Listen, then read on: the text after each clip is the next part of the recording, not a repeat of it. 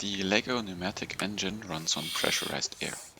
I'm using a 1.5 liter plastic bottle as a storage container and a bicycle pump to pressurize it.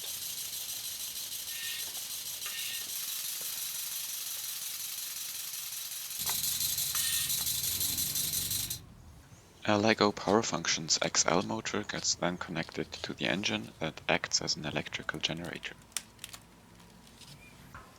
The generated electricity passes through a self-made 5-volt voltage regulator.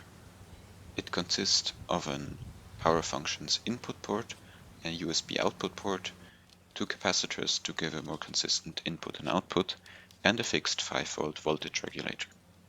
The electricity can then be used to charge a smartphone or any other USB device.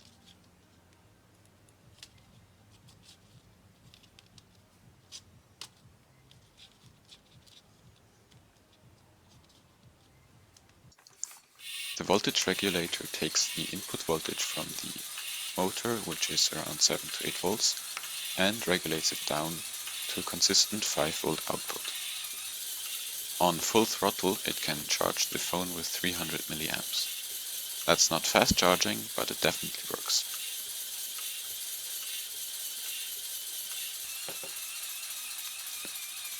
Once the engine gets slower, the voltage drops and the phone will eventually stop charging.